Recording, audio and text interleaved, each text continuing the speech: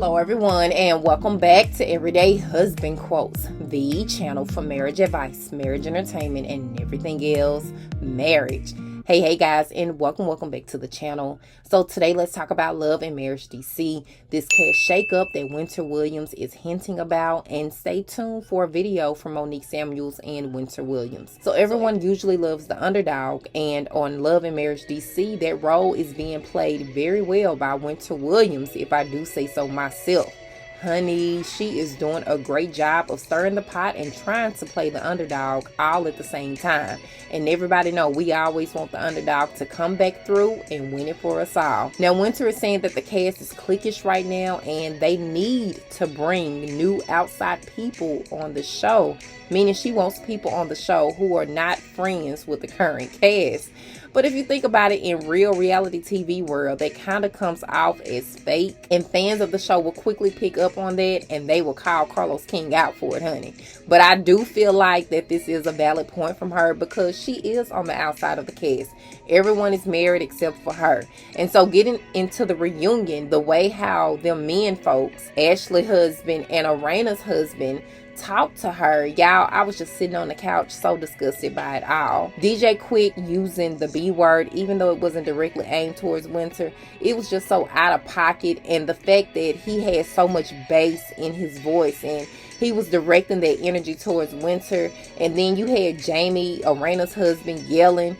I love the cast and I love what the show stands for the most part, but just that scene from the reunion, it was so disrespectful. And Winter actually said that she had guys in the back outside of the set, and even her dad, I believe she mentioned, wanted to come out and defend her. But at the end of the day, Winter was a G and she took all of it. I don't know how she did it, honey, because there's no way that I could have. There would have been a word for everybody. I personally don't feel that any man should raise his voice to a woman, and Winter was the only solo person on the stage, and she had to take heat from both ends, from both of the men and the women, because even Monique gave her a little piece of her mind. And so 5 out of the 6 people that were on the stage that day, because I'm not going to include Chris, Monique's husband, Winter had to defend herself against. And so it's different when it's a one-on-one conversation, but when you got 5 different people coming at you sideways, it's a bad look. And so I understand that a lot of people say, you know, that Winter put her own self in this predicament, but at the end of the day, if we didn't have this whole situation with Winter, what other storylines would we have? Monique tried her best to give a storyline about Chris and herself and them having problems in their marriage, but I don't think it was enough substance for us to really understand what Monique's point of view was. I think we learned more about her marriage and the situation that they're going through outside of the cameras and really on social media. So here's a small clip of what Monique had to say about some of the stuff that Chris and her were dealing with outside of the show. Now, she did say that one season of a show was not going to show the depth of their issues. And I thought that they really brought a lot of clarity to the situation. You know, so here's the thing. What's up, Jasmine Brand? So here's the thing about marriage. For those who aren't married and for those who are married. You know, for everybody, everybody's marriage is different. Everybody's relationship is different. We all choose to express ourselves in our marriage differently. One thing about this show as it pertains to Chris and I in our love and marriage is that Chris and I have been together 16 years. So at this point, looking at our marriage on this particular show is literally like walking in to a tail end conversation of a conversation that was hours and hours long, and then you come in right at the most heated moment, or you come in at the very end, right? So unfortunately this season, no one has actually been able to even understand what Chris and I have been arguing about. The context of our disagreements have not been shown on this show. It goes so deep. When you've been with a person for that amount of time, there's not 1, 2, or 3 seasons that can sum up on a reality show what your marriage has been, and when you are finally at a moment where there's growth required on both parts and you're somewhat at a breaking point, you know? So for Chris and I, a lot of what you see me reacting to is a conversation that has been had for over a decade. It's not a simple like, oh, we had a disagreement and here's how we resolved it. No, this is an ongoing history of growth that has been needed on both our parts for a very long time. So it would take season after season after season for everyone to truly understand what the exact issue is. Is Chris a great person? Is he a great husband? Absolutely. Am I a great wife? Am I a great person? Absolutely. But there's always going to be growth that's required in your relationship. And that's the thing about marriage, is that it's a constant work. It's a constant growing. It's a constant needing action. You know, it's always necessary over and over again. And you both have to do your part. So the disadvantage that you all have is that you're seeing a one-sided view of a conversation that's been going on and on and on for a very long time. And Chris isn't wrong in his response to say, I'm working on it. But I'm not wrong in my response to say, I need to see the action. And I keep seeing things that you said you're going to work on that haven't been worked on. And I'm expressing myself. Not everybody expresses themselves the same way.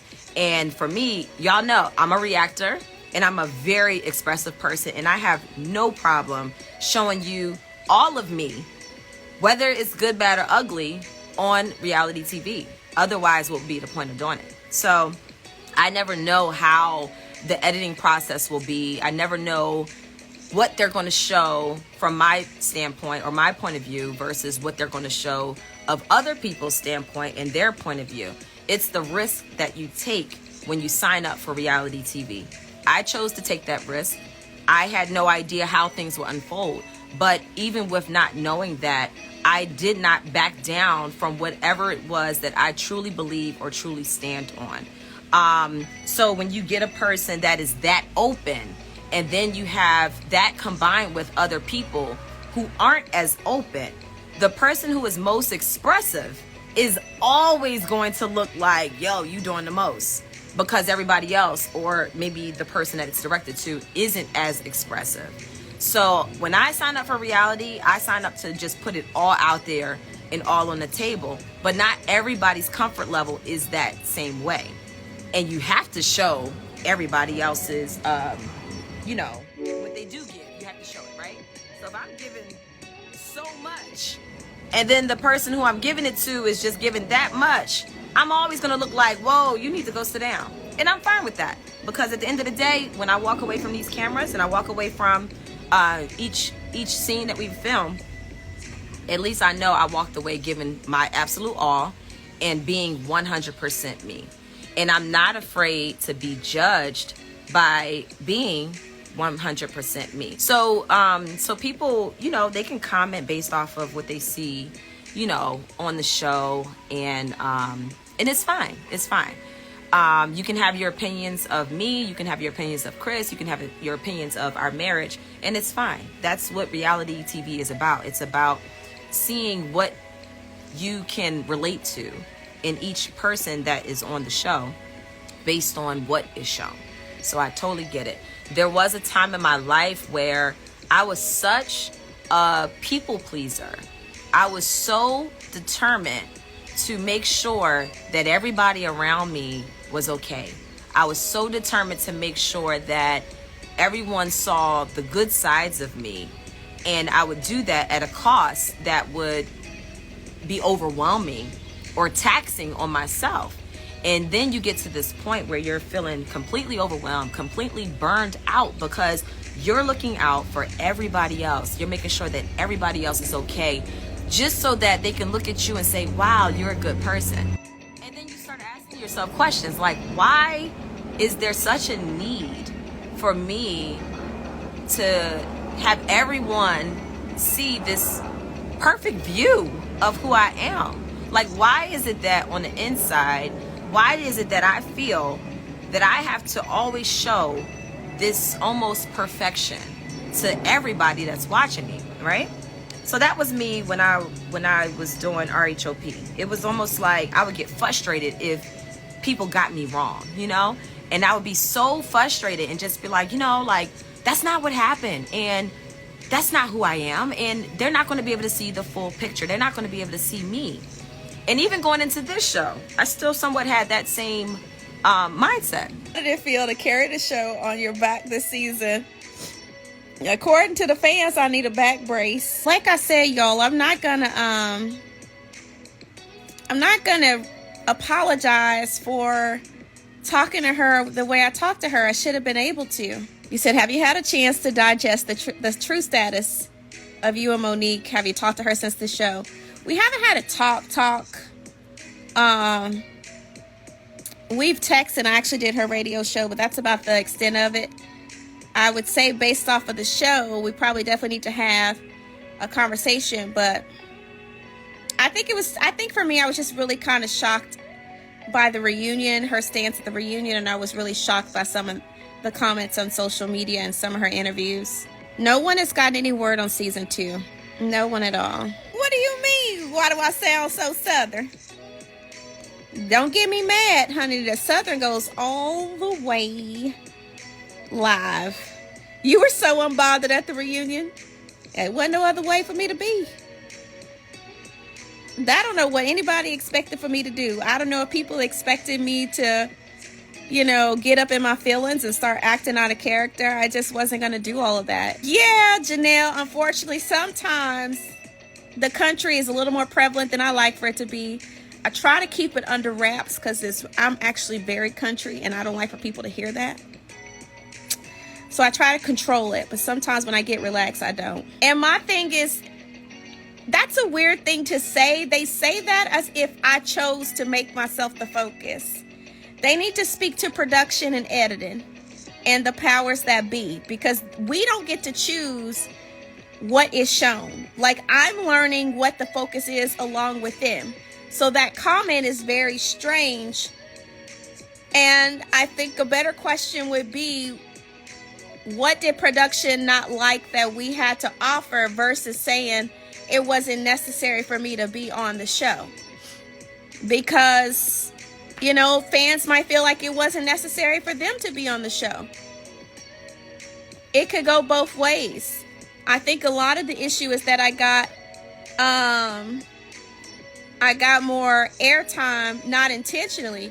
Like, I would have preferred some other things to have gotten filmed. I even submitted for an event of mine and a podcast taping to get filmed, and it didn't move forward. So you have to understand what you're getting involved in. I think it's easy to cry and say what you didn't want to be shown, but let's be clear. If we're talking about Black excellence, I'm Black excellence too. Because as a mom of 4 in doctoral school running her own business, I am Black excellence at its finest. Don't get it twisted. So they're not the only ones with Black excellence. I'm a mom who actually makes 6 figures holding it down on her own. I don't get child support and alimony.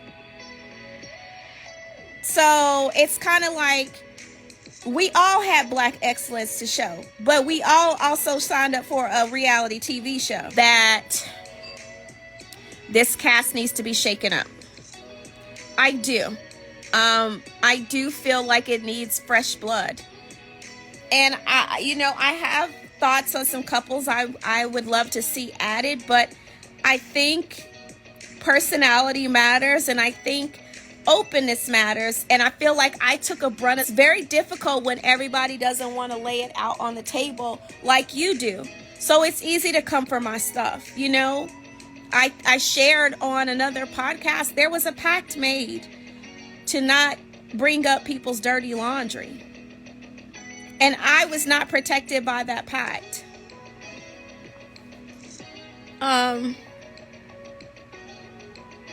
So it didn't make for a very fair playing field. And that's not fair to me. You know what I mean? Like, you can't sit here and make it okay to come for the one person that actually came in here bearing their soul to the dadgum world. I think that is what the audience actually saw. I don't know that I'm necessarily the fan favorite. I think everyone has people that is their fave, and which is fine. But I don't necessarily believe I'm the fan favorite. I just think the fans who were watching the show saw that I was actually coming here laying it all out there. I wasn't trying to hide stuff. If there was something, y'all, I couldn't talk about, trust and believe that the legal reason I couldn't. But otherwise, I would have talked about everything. I think the one thing they thought they had me in, I wouldn't have cared about that. I just would have been honest and been like, yeah, okay. I did it. Moving onward. I just don't live my life. I don't live my life hiding stuff like that. Like, I believe all things in the right season and the right timing. But yeah, Donna, that's a great question. The fans have asked me if I came back for a season 2, would I be open to allowing my dating life to be filmed? And I totally would. Y'all don't care. It's a part of moving on from a relationship.